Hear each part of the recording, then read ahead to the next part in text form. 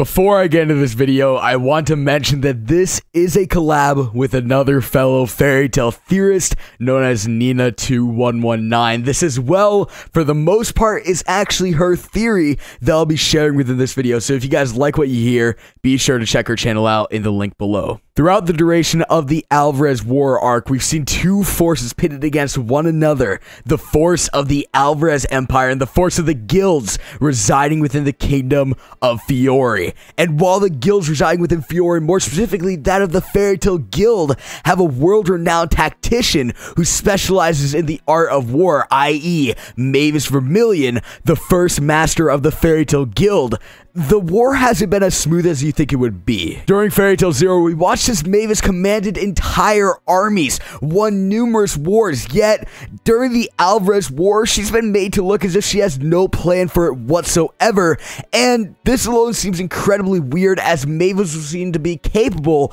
of devising strategies that would leave her enemies completely in the dust, plans capable of ruining the plans of entire armies. However, throughout the duration of the Alvarez War, we've seen Mavis point out the fact that yes, despite common belief, she does have a plan, despite being made out to be completely unable and incompetent to formulate a proper strategy for this war. Mavis says that she does have a plan, and with that being said, we still know what this plan actually is, and so far, it would be easy to assume that whatever her plan does happen to be, it's simply beginning to crash and burn right in front of her eyes.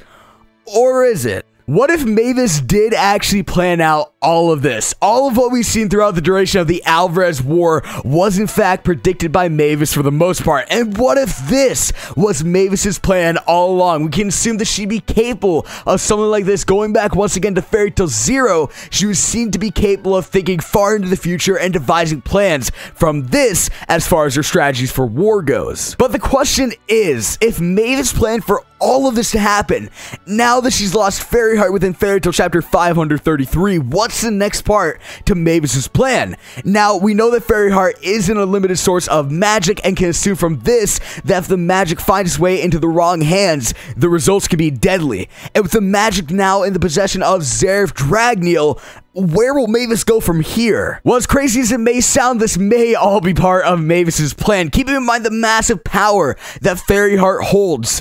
What if her plan all along was to rid of this magic, but why put the magic in the hands of Zeref of all people? Simple. It would kill two birds with one stone. Quite literally. Simply put, Mavis knows how to kill Zeref, and if everything does go according to plan, she will also, in the process of killing Zeref, rid of Fairy Heart. One of the key parts to Mavis's plan that even she wasn't 100% sure would go according to said plan was exactly what we saw play out within Fairy Tail Chapter 533. Let's go ahead and go back to Fairy Tail Chapter 594, The Hill Extending Towards Tomorrow. Now, after locating the Fairy Tale Guild, Mavis does in fact have an encounter with that of Zeref Dragneel. While she stands face to face with Zeref, we see her actually thinking about her plan and bring up the conditions that she'd need to execute said plan. One of the conditions is one at the time she had already met, which was to retrieve her true body, a component that was absolutely essential to the plan. But why would Mavis need her body for the plan to work to begin with? Well, this part's pretty simple. The magic power that resides within her body,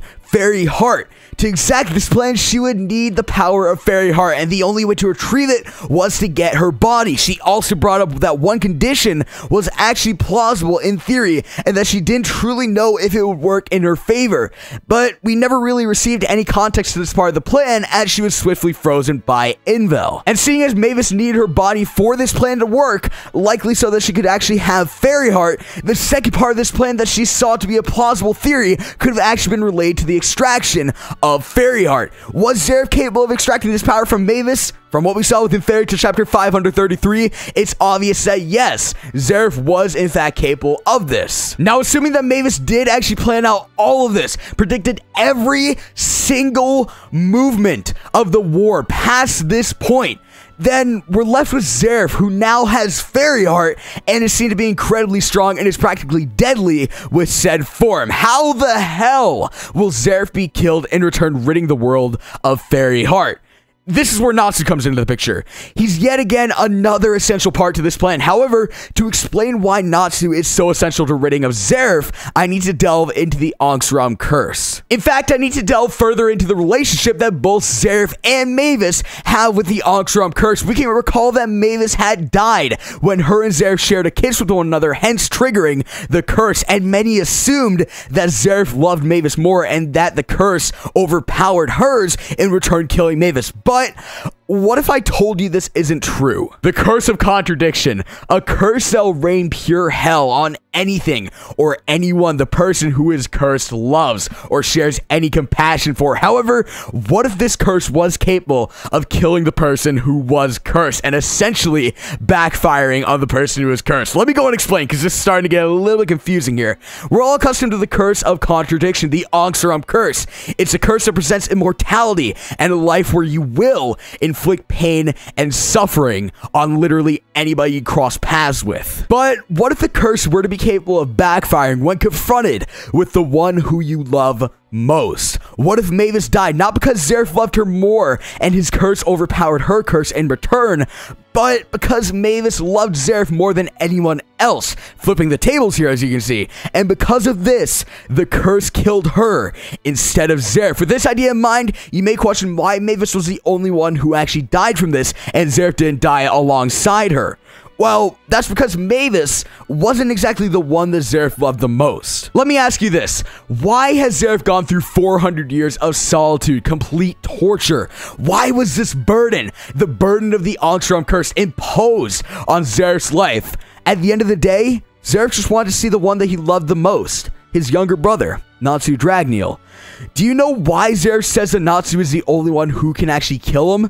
It's because he loves Natsu so much. It's because of his love for his younger brother that Zeref is capable of dying to the hands of Natsu. From day one, many have assumed that Zeref was actually referring to Natsu's END form when saying that Natsu was the only one capable of killing Zeref, and that with this form, Natsu was capable of killing Zeref, a man who is immortal simply with brute force. However, this simply isn't logical. Brute force will not be able to kill that which is immortal. Instead, Natsu is capable of breaking Zeref's curse, paralleling how Zeref broke Mavis's curse, and in return, Zeref is capable of dying to the hands of his younger brother, Natsu Dragneel. This all comes off as being so complicated, though. How in the ever-living hell could Mavis have possibly planned this far ahead and known all of this? Well, for this to be answered, we're gonna have to remember Mavis's past, even before forming the Fairy Tail Guild, when she spent her days on Tenro Island in complete isolation, reading. This is a key component for this theory, seeing as Mavis read so many books that when she first encountered Zeref, she actually recognized his curse by name. Likely, she even knew a fair amount about the curse of God Angstrom because of the knowledge she read from the books on Tenro Island. We can as well assume that if Mavis did read about the Angstrom curse, she would be knowledgeable about the ins and the outs of it. After finding out about Zeref and his process he went about to revive Natsu, which in return led to Natsu's life being binded to Zeref's life, Mavis could have simply devised a plan to save Natsu, a plan that would take rewriting Natsu's book, the Book of END. Hence why she entrusted the book in the hands of Lucy Heartfilia, so that she could make the effort to rewrite the book and save Natsu in return, so that Natsu could kill Zeref, rid the world of Fairy Heart, and still survive at the end of the day. With that being said, I really hope that you guys did enjoy this video. Again, be sure that you go and check out Nina's channel in the description below, as she did have an absolutely huge part in the making of this video. Tell me your opinions in the comment section below. Could this have been Mavis's plan all along? Be sure to like this video if you enjoyed and subscribe if you're new. Peace.